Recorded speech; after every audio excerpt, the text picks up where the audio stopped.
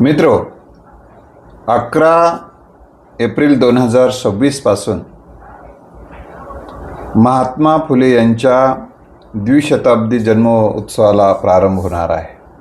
भारत सरकार आणि महाराष्ट्र सरकार देखील विविध उपक्रमाचं आयोजन करत आहे. तर या निमित्तानं वेगवेगळ्या सामाजिक संस्था, सामाजिक चळवळी देखील विविध उपक्रमाचं नियोजन करत आहेत.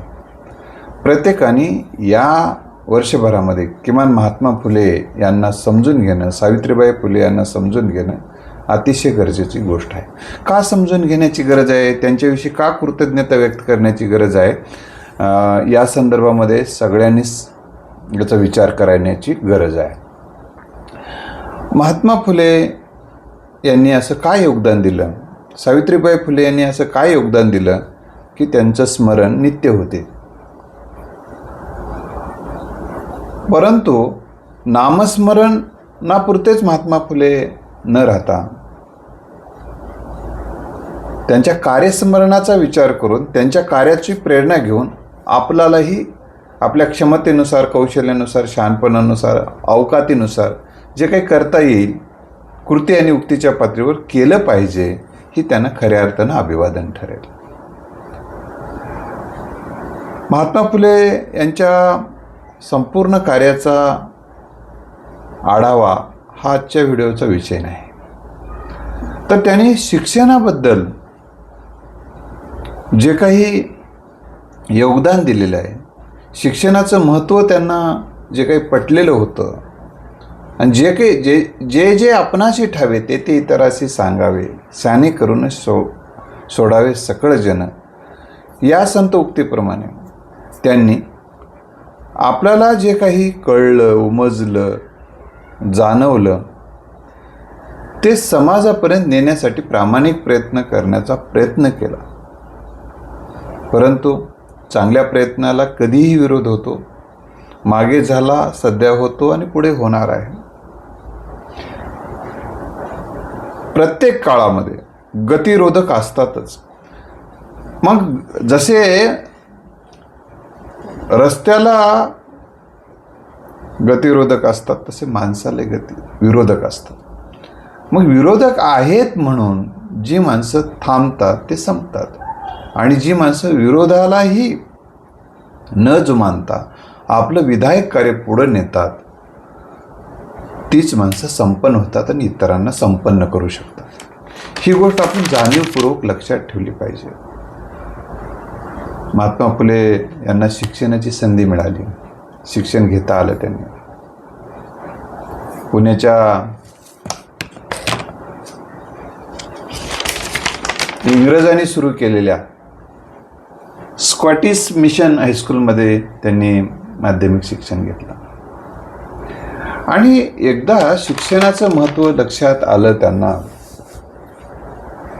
त्यामुळं आपल्या समाजामध्ये शिक्षणाचा अभाव होता हे त्यांच्या लक्षात आलं. 2 कोटी तत्कालीन परिस्थितीचा विचार केला तर 20 कोटी जवळपास लोकसंख्या, त्यामुळे एकही स्त्री शिक्षिका नव्हती. ही उणीव त्यांना लक्षात आली. शिक्षणामुळे काय इथला समाज कसा अधोगतीला चाललेला आहे, बुडती हे जन न देखिवे डोळा म्हणून कळवळा येतो असे, हे ह्या शिक्षणाच्या अभावी हा समाज आपला बुडतो आहे. सकल समाज हे लक्षात ठेवा. त्यांनी फक्त शिक्षण हे माझ्या जातीपुरतं द्यायचं आहे हा संकुचित विचार केला नाही. महात्मा फुले ते महात्मा होते, परंतु जी माणसं मोठी असतात ती माणसं संकुचित विचाराला थारा देत नाही, आणि संकुचित विचार करतात ती माणसं कधी मोठी होत नाही. छोटे मन से कोई बडा नहीं होता, तुटे मन से कोई खडा नाही होता. अटल बिहारी वाजपेयी साहेबांचे ह्या ओळी फार प्रेरणादायी आहेत. म्हणून जी माणसं खरंच मोठी असतात ती हृदयानं मोठीच असतात, मनानं मोठी असतात, कार्यानं मोठी असतात, विचारानं मोठी असतात, विधायक भावना, विधायक कल्पनेनं ती माणसं जगतात, सकारात्मक दृष्टिकोन बाळगून ती माणसं जगतात. ही गोष्ट आपण लक्षात ठेवलं पाहिजे. महात्मा फुले म्हटल्याबरोबर शिक्षण हे जे नाव येते तर त्याच्याबद्दल आपण थोडक्यात बघू. बऱ्याच विषय आहेत, वेगवेगळ्या व्हिडिओमधून आपल्याला ते विषय बघायचे आहे. महात्मा फुले यांचं एक नेहमी उच्चारलं जाणारं एक ओळी आहेत. विदेविना मती गेली, मतीविना नीती गेली, नीतीविना गती गेली, गतीविना वित्त गेले, वित्ताविना शूद्र खचले, इतके अनर्थ एका अविद्येने केले. आता हे वाचल्यानंतर काही जणांना वाटते शूद्राबद्दल आहे ते. आपण कुठं शूद्र आहोत? अरे बाबांनो, या व्यवस्थेमध्ये, या व्यवस्थेचा जर तुम्ही अभ्यास केला, धर्मव्यवस्थेचा, सामाजिक व्यवस्थेचा, तर इथल्या वर्णव्यवस्थेने काय सांगून ठेवलेलं आहे? आता इथं दोनच वर्ण राहिलेले आहेत, ते म्हणजे एक ब्राह्मण, दुसरा म्हणजे शूद्र.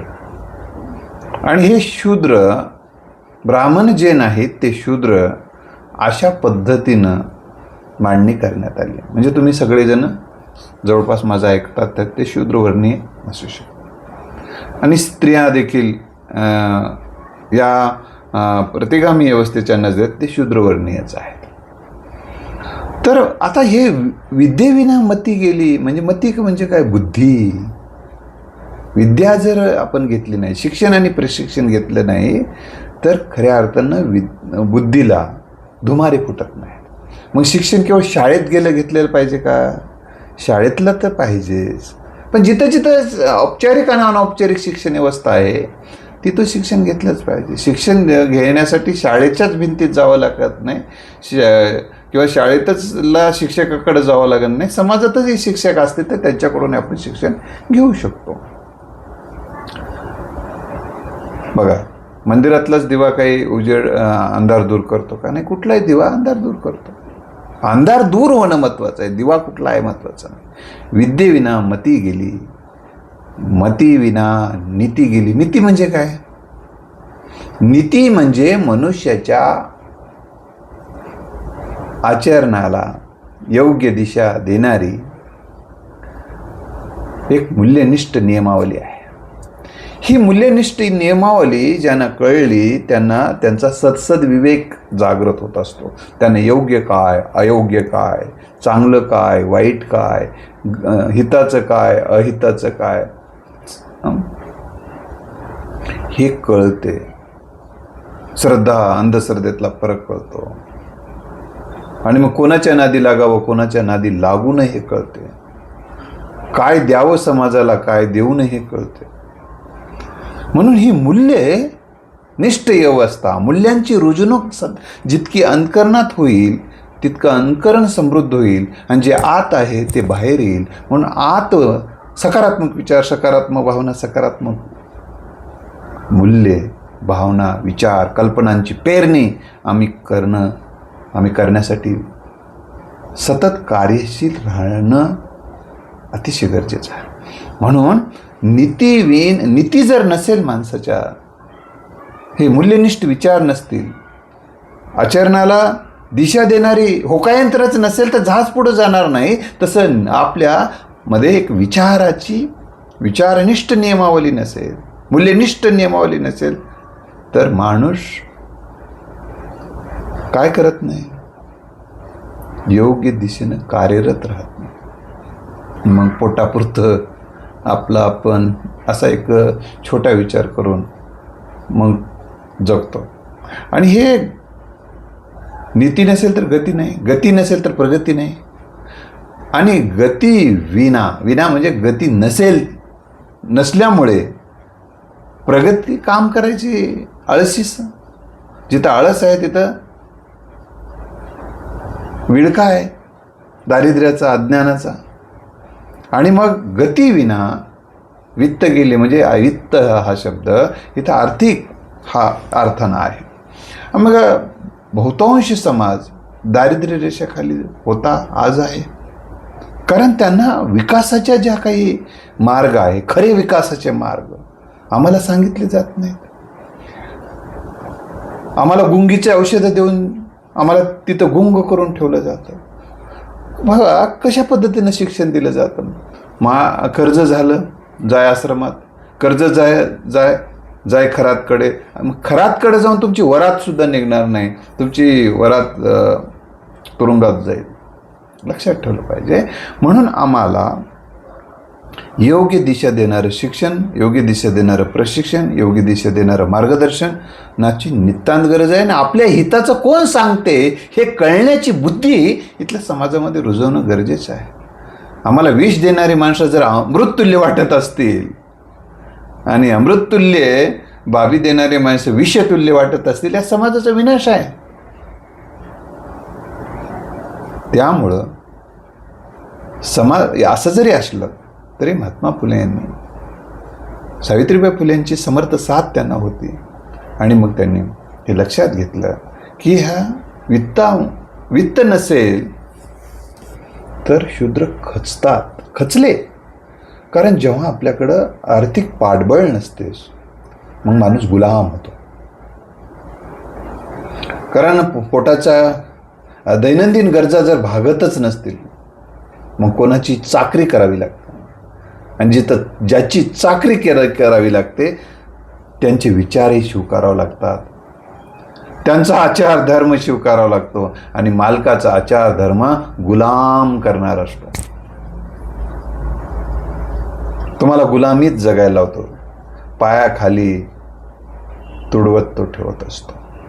तुम्हाला वाकून जगायला शिकवत होतो. तुम्ही त्यांच्या पायाखालीच राहिलं पाहिजे, पायाचं पायतन म्हणून तुम्ही जगलं पाहिजे, असा तो गुलामीच्या मानसिकतेचे लोक तसं वागवतात. आणि मग आपला जन्म यासाठीच झालेला आहे. आणि मग त्यांचा आत्मतेज भंग पावतो, आत्मविश्वास गमावून बसतात अशी माणसं, आत्मसन्मान गमावून बसतात. आपण काय बाबा, देवापुढे माणूस पालापाचोळा, स्वतःला पालापाचोळा, आपण अतिशय कमी आहोत. आणि मग ही माणसं सन्मानानं एखादा विषय सांगू शकत नाहीत, आपल्यावर होणारा अन्याय सांगू शकत नाहीत, अन्यायाला वाचा फोडण्यासाठी पुढे येऊ शकत नाहीत, पिढ्यानपिढ्या अन्याय सहन करत जगत राहतात. मग हे याची जाणीव करून देणं सावित्रीबाई फुले यांना आणि महात्मा फुले यांना अतिशय गरजेची वाटली. हे सगळं जे अनर्थ झालं ते एका अविद्येने केलेलं आहे असा सारांश, असा निष्कर्ष महात्मा फुले यांनी काढला. म्हणून त्यांनी शिक्षणासाठी, अरे शिक्षण देणं इतकं सोपं होतं का तेव्हाच्या परिस्थितीमध्ये? कारण शिक्षण ही गरजेची गोष्ट होती. शिक्षणाने क्रांती होणार होती, शिक्षणाने सामाजिक परिवर्तन होणार होतं, शिक्षणानं सर्वांगीण विकासाला प्रेरणा आणि प्रोत्साहन मिळणार होतं आणि शिक्षणामुळे सर्व प्रगतीचा पाया रचला जाणार होता. परंतु ज्यांच्या जगण्याचा पाया अज्ञान होता आणि ज्यांच्या जगण्याची इमारत ह्या अज्ञानावर उभा राहिलेली होती, ज्यांचे पोट समाजाच्या अज्ञानावर भरले जात होते, त्यांच्या पोटावर पाय नको म्हणून अशा विकृतीने या शैक्षणिक कार्याला महात्मा फुले यांच्या विरोध केलेला आहे. ही गोष्ट आपण लक्षात गेला. हा त्यांचा विरोध धर्मासाठी नव्हता तर रोजगारासाठी होता. त्यांचा रोजगार बुडेल ही त्यांना भीती होती, समाज जर शहाणा झाला तर. आणि ते देखील या अज्ञानाचे शिकारच होते. म्हणून यातली तर स्त्री शिकली नाही पाहिजे यासाठी ते जागरूक होते. म्हणून आता आपल्याला ही गोष्ट आपण लक्षात ठेवली पाहिजे की क्रांतीज्योती सावित्रीबाई फुले, क्रांतीसूर्य महात्मा फुले यांना का आठवलं पाहिजे? तरी त्यांनी अशा गोष्टीचा पाठपुरावा केला जी समाजासाठी गरजेची गोष्ट होती. मग याचा अर्थ त्यांनी नोकरीसाठी शिका म्हटले का? नाही. तुमचा विवेक जागृत करण्यासाठी शिका, तुमचा आत्मसन्मान जागृत करण्यासाठी शिका, तुमची आत्मप्रतिष्ठा वाढवण्यासाठी शिका, तुम्हाला सदसद विवेक जागृत होण्यासाठी शिका. आणि त्यातून शिकल्यामुळे खरं काय खोटं काय कळेल. शिक्षणामुळे अनेक विकासाचे दार खुले होतील ही त्यामागची भावना होती. आत्मसन्मान, आत्मविश्वास, आत्मबळ प्राप्त झाल्यानंतर माणूस स्वावलंबनाची भाषा करते आणि जो स्वावलंबी असतो तो स्वाभिमानी असतो खऱ्या अर्थाने. म्हणून यासाठी शिक्षणाची गरज आहे अशी त्यांना जाणीव झाली. आणि जेव्हा त्यांनी तत्कालीन परिस्थितीचा विचार केला, शिक्षणाचं अतिशय दारिद्र्य, वाळवंट होतं, वाळवंट शिक्षणाच्या बाबतीत इथं वाळवंट होतं. आणि या वाळवंटाचं शैक्षणिक दृष्ट्या हा देश वाळवंट होता. या वाळवंटामध्ये त्यांनी हिरवळ, शिक्षणाची हिरवळ उभं करण्यासाठी अतिशय विरोध सहन केला. त्यांच्यावर मारेकरी धाडण्यात आले, त्यांना जीवे मारण्याचा प्रयत्न झाला, सावित्रीबाई फुले यांची विटंबना करण्यात आली, त्यांच्यावर चिखलफेक करण्यात आली, शेण फेकण्यात आलं. आणि हे अशा कृत्यांना ते धार्मिक कार्य म्हणत होते. लक्षात ठेवा, लोक विषयाला देखील अमृत म्हणून समाजासमोर सादर करतात. आणि एक गोष्ट जर खोटी गोष्ट हजारदा ती खरी म्हणून सांगितली तर ती खरी वाटायला लागते आणि त्यातून माणूस बळी ठरत असतो.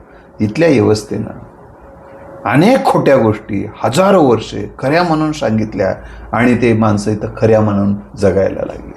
स्वतःच्या बुद्धीचा कधीच माणसाने, जी माणसं स्वतःच्या बुद्धीचा विचार करत नाहीत, ज्यांच्याकडे चिकित्सक वृत्तीनं राहत नाही, ज्यांच्याकडे वैज्ञानिक दृष्टिकोन असत नाही, ज्यांच्याकडं सतसत विवेक बुद्धी असत नाही, ही माणसं दुसऱ्याच्या बुद्धीनं चालतात. यांच्या दंडावर दुसऱ्याचं डोकं असते. दंड यांचं डोकं दुसऱ्याचं. म्हणून साळुंखे सरांनी म्हटलं की आपल्या स्वतःच्या दंडावर आपलंच डोकं असण्याची गरज आहे. इथं या अर्थानं शब्दशः अर्थ घेऊ नका, तर डोकं याच्या अर्थानं विवेकशक्ती, डोकं या अर्थानं बुद्धी, ही गोष्ट या अर्थानं डोकं हा शब्द इथं वापरलेला आहे, आपण लक्षात ठेवला पाहिजे. मग महात्मा फुले यांनी आपल्या पत्नीला शिकवलं. हे जरी खरं असलं तरी त्यावर ते थांबले नाहीत. मुलींना शिकवायचं असेल, त्यांना प्रशिक्षण देण्याची गरज आहे. आणि तत्कालीन व्यवस्थेमध्ये इंग्रज सरकारकडनं, तत्कालीन मशिनरीकडनं शिक्षणाबद्दलचं एक जाणीव जागृती होत होती. ही गोष्ट आपण लक्षात ठेवली पाहिजे. आणि मग ज्या काही ट्रेनिंग होतं त्या ट्रेनिंगसाठी महात्मा फुले यांनी आपल्या पत्नीला पाठवलं.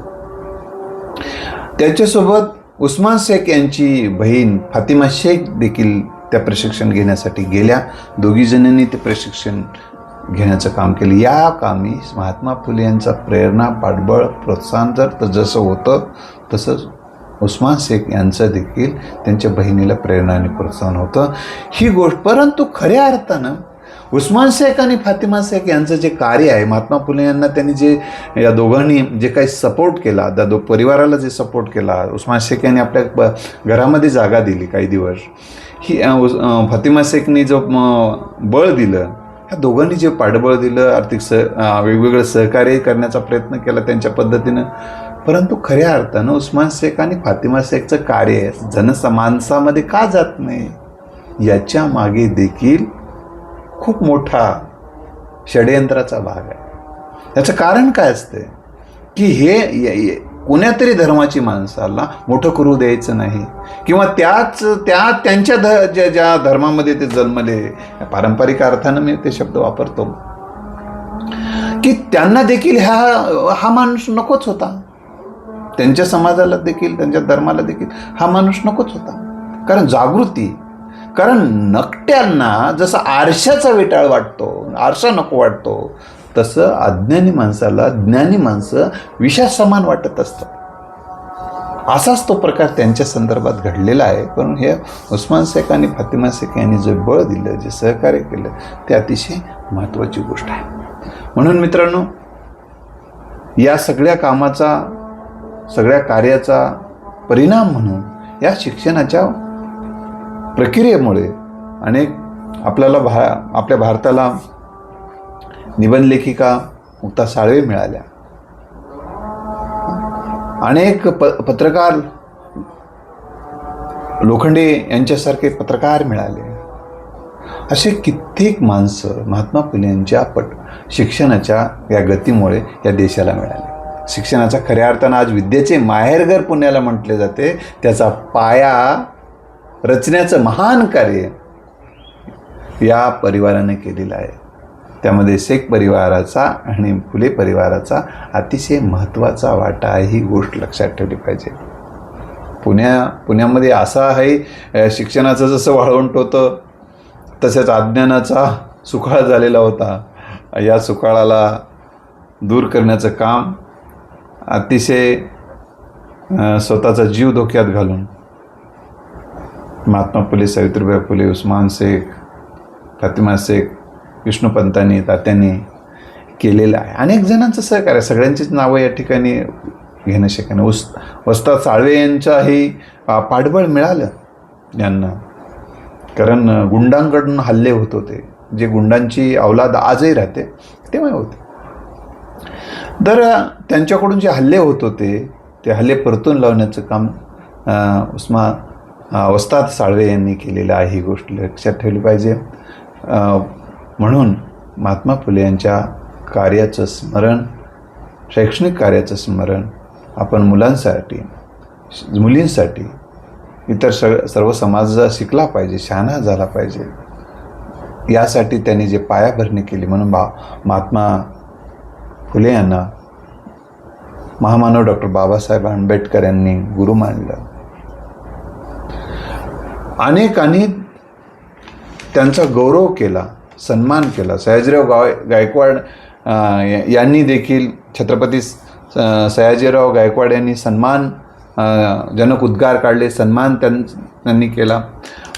बाबासाहेबांचा मी संदर्भ दिला, त्यांनी सन्मान केला. नव्हे तर महाराष्ट्रातील अनेक विचारवंतांनी, वक्त्यांनी, कवींनी, साहित्यिकांनी महात्मा फुले यांचा सन्मान केलेला आहे.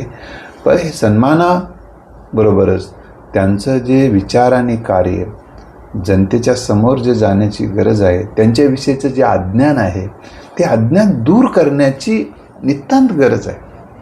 कारण महात्मा फुले यांच्याविषयीचे अज्ञान काय समाजात पसरून देण्यात आलं, काय गैरसमज पसरून देण्यात आली, त्याचाही आपण पुढच्या भागामध्ये विचार करणारच आहोत.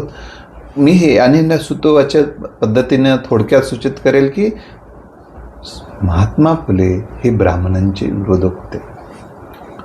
महात्मा फुले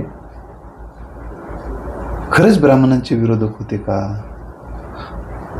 या संदर्भाचा विचार आपण जर पुढच्या भागात जर तुम्ही तो भाग ऐकला तर महात्मा फुले हे ब्राह्मण समाजाचे समाज म्हणून ते विरोधक नव्हते. विषारी विचाराला ते विरोध करत होते. मग ते विषारी विरोध कोणाचा असो, तसं झालं असतं. ब्राह्मण म्हणून जर त्यांनी विरोध केला असता तर एकच सूचक उदाहरण देऊन ठेवतो, त्याचा विस्ताराने पुढच्या भागात मी उल्लेख करणार आहे. काशीबाई कोण होत्या? मग काशीबाईचा मुलगा त्यांनी दत्तक घेऊन त्यांचं नाव यशवंत ठेवलं आणि त्यांना डॉक्टर बनवलं. तर हे सगळे संदर्भ समजून घेतले, अनेक संदर्भ जर समजून घेतले, त्यांना साथ देणारे अनेक ब्राह्मण होते, हे जर समजून घेतलं तर आपला ते ब्राह्मणांचे विरोधक होते हा गैरसमज, विषारी विचारधारेचे नक्कीच विरोधक होते. कारण ते तणाचे विरोधक होते, पिकाचे विरोधक नव्हते. आणि पिकाचा विकास होण्यासाठी, पीक जगण्यासाठी तणाचा विरोध करावाच लागतो. पुढच्या भागात बघू या संदर्भाने काही महत्त्वाचे मुद्दे. धन्यवाद.